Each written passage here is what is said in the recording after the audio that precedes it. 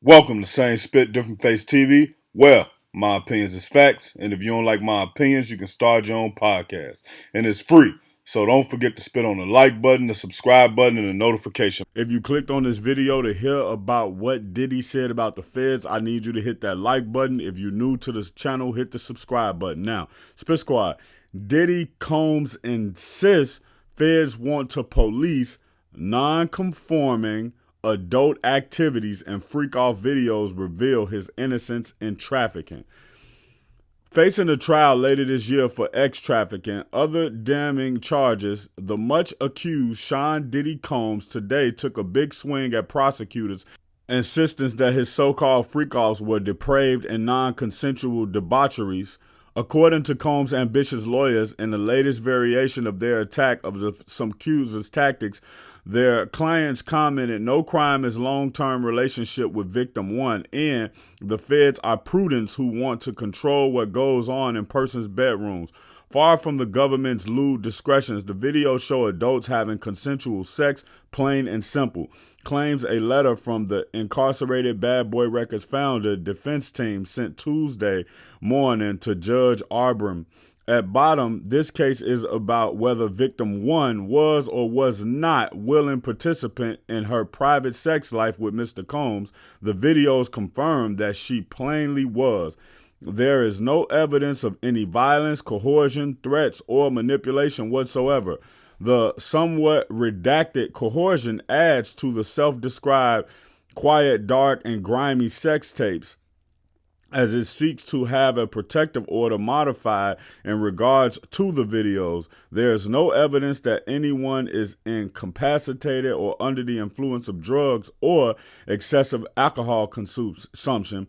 There is certainly no evidence of adult trafficking. Now, what does this mean? Diddy is basically saying, yo, everything that Cassie was doing with me was consensual. She did it on her own will. She wasn't threatened. She wasn't coerced. She wasn't under enormous amounts of alcohol and didn't know what was going on. And so I'll have to be fair with this situation. I think two things can be true, right?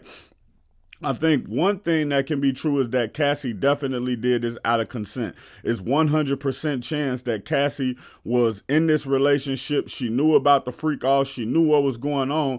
But also, I think it's a possibility that Cassie can make a logical explanation that, yo, this was a consensual relationship at one point. But then it became a point where I felt like my career was in his hand and I had to do whatever he asked me to. So one thing people don't understand about these charges is you can be in a long-term relationship with your girlfriend.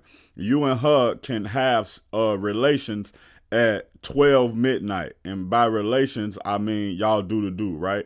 And then at 12:45, you can roll over and you can try to insert yourself inside of her, or you can try to get up on her back and be kissing on her neck. And she could say, no, I'm tired. I got work tomorrow.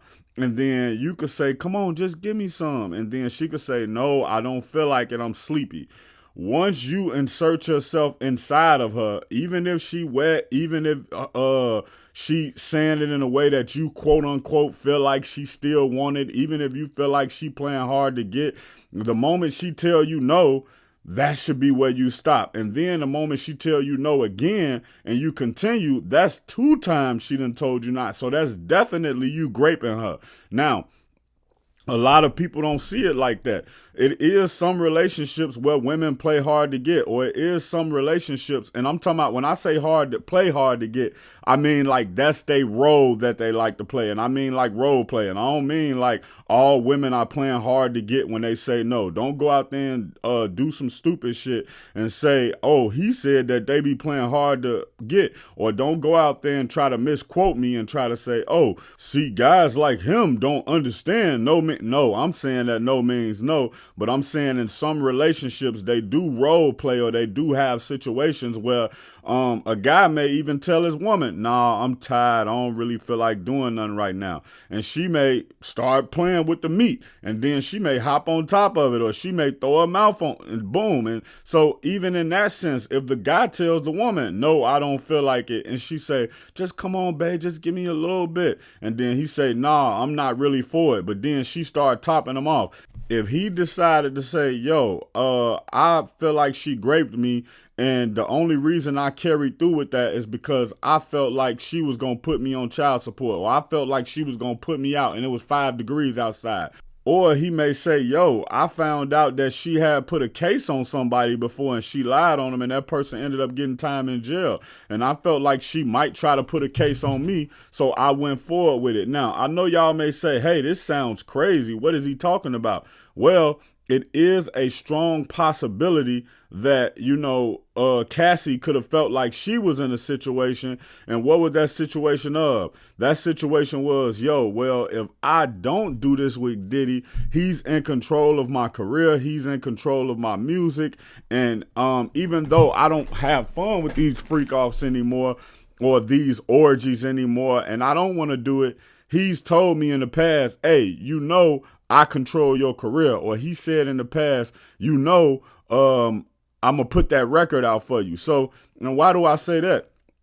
So coercion can be a lot of things, but let's just say if Diddy tell Cassie, yo, I'm trying to have my man come through today, and I'm gonna let him, I want you to show him a good time, and I'm just gonna sit in the background and see what's going on. Now, if Cassie say, "Oh, I'm not really feeling up for it today," and then Diddy say, allegedly, and this is all hypothetical, and if Diddy allegedly say, or Diddy hypothetically say, that's a better word. If Diddy hypothetically say, well, just find a little strength for me. I told my mans he was coming in. I'll push it back, and we'll get that record done tonight.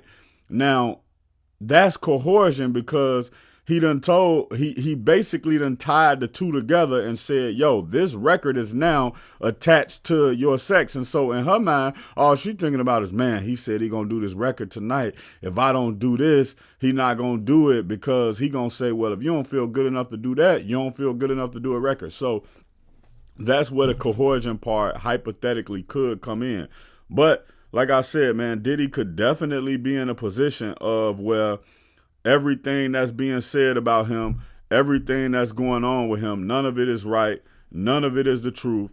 And Diddy is a consensual adult having consensual sex. And he's saying something very important inside of that.